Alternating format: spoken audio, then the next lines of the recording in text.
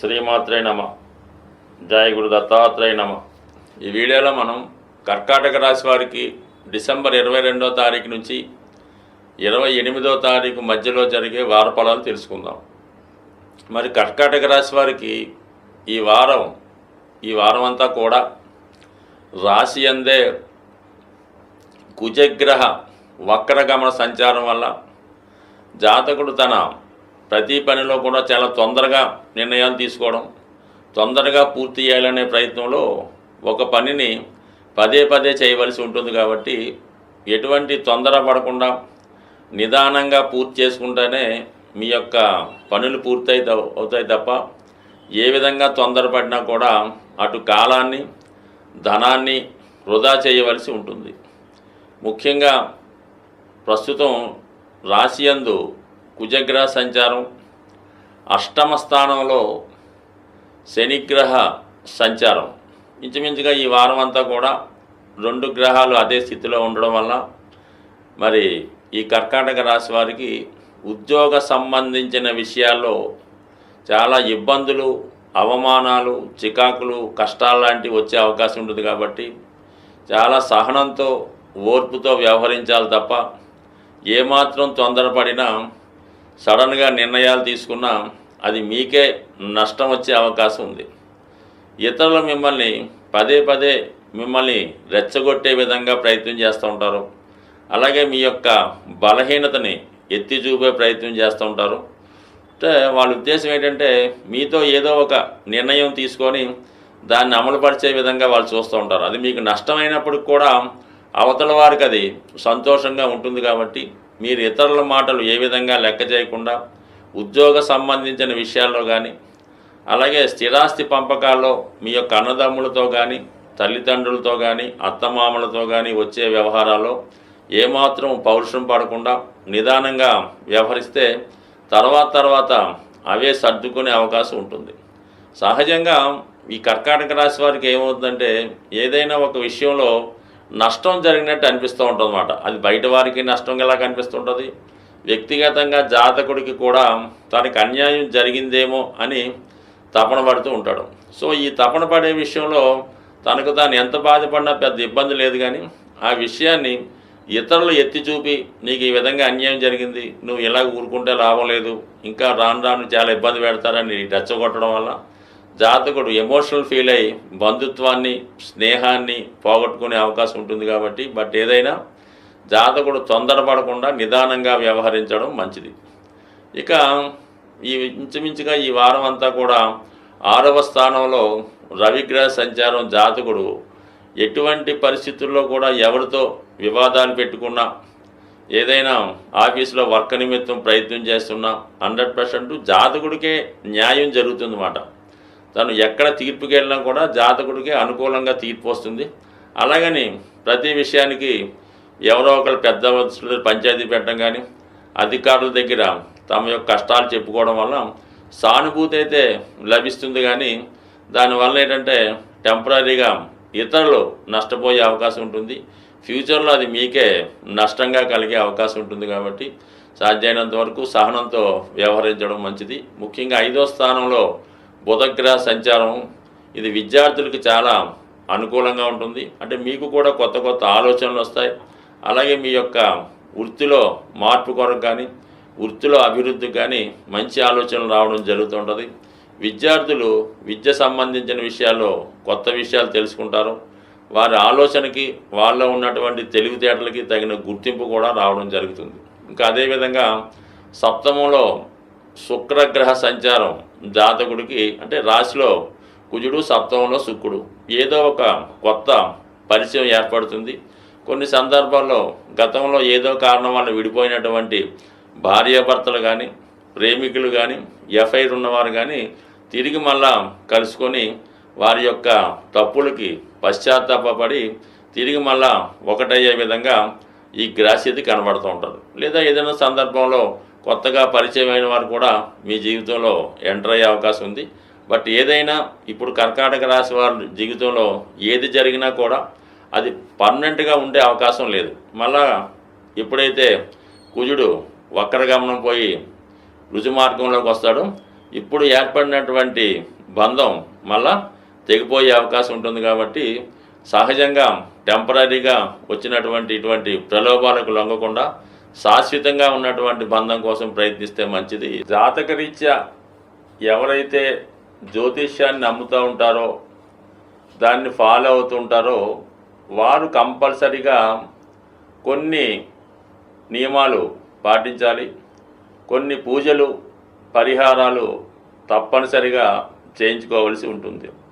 మరి సాధారణంగా ప్రతి సంవత్సరం 1-2 సార్లు మాత్రమే వచ్చే శని త్రయోదశి, మరి ఈ వారంలో మనకి వారం చివరిలో డిసెంబర్ 28వ తారీఖున శని త్రయోదశి అనే పర్వదినం రాబోతుంది.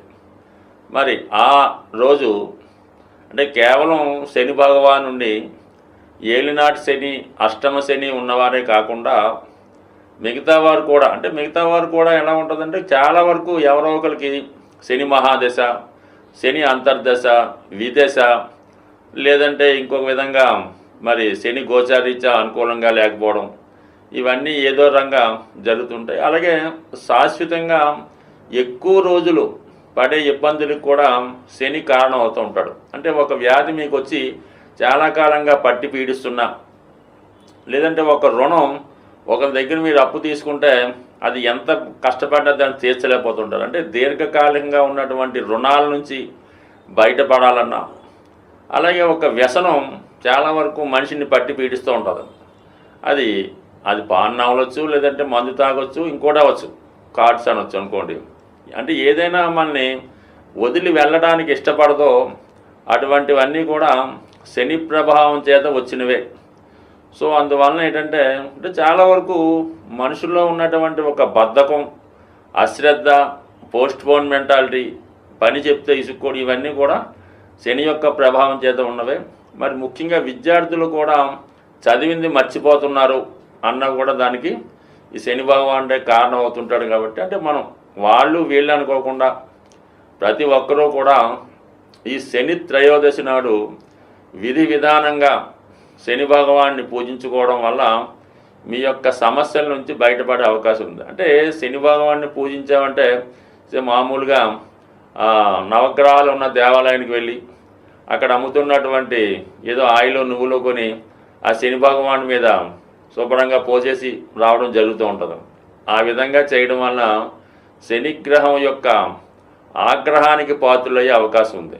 అంటే ఏదైనా ఒక అభిషేకం చేద్దాం అనుకున్నప్పుడు ముందుగా ఆ విగ్రహాన్ని శుభ్రంగా మంచినీటితో స్నానం చేయించి, దాని తర్వాత తైలంతో అభిషేకం చేసి, దాని తర్వాత మళ్ళా మీరు శుభ్రమైన వాటర్తో పరిశుభ్రంగా కడిగి మంచి వస్త్రాన్ని ఆ విగ్రహానికి ధరింపజేసి నైవేద్యం అది పెట్టి పూజించినప్పుడు మాత్రమే అది అభిషేకంగా మీకు వర్తిస్తుంది. తప్ప ఎవరో ఒకరు పూజ చేస్తుంటారు, ఇంకోటి వచ్చి దాని మీద నువ్వులు వేసేస్తుంటాడు, ఇంకోటి వచ్చి ఆయిల్ పోసేస్తుంటాడు. అంటే ఆ శని భగవానుడు ఆ సమయంలో ఏదో పనిలో బిజీగా ఉంటాడు.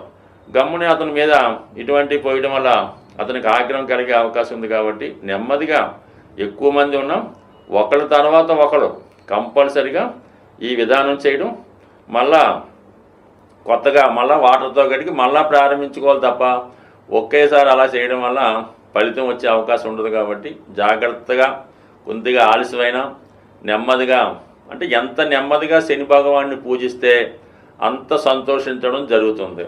మీరు ఎంత తొందరగా పూర్తి చేస్తే అంత ఆగ్రహానికి గురవడం జరుగుతుంది. చెయ్యకపోయినా పర్లేదు, కానీ ఇలాగ అవమానకరంగా చేయడం వల్ల ఇబ్బందులు వస్తాయి.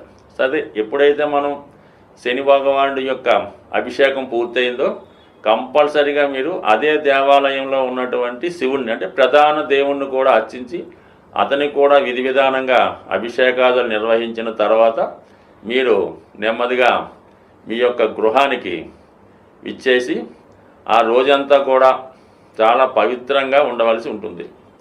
భూశయనం చేయడం, ఎటువంటి ఆయిల్తో చేసిన పదార్థాలు తినకుండా మామూలుగా సాత్వికమైన ఆహారం, అవసరమైతే పళ్ళు పొలాలు అడ్డు తీసుకొని భూమి మీద పడుకొని ఆ రోజు ఎటువంటి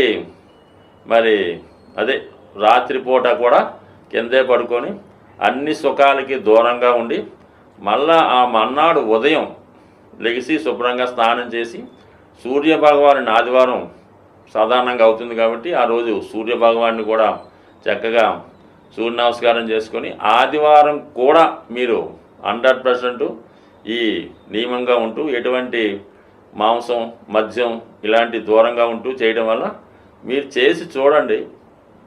మీ జీవితంలో అద్భుతం అన్నది 100% అతి తొందరగా ఫలితాన్ని ఇచ్చేవాడు శని భగవానుడే.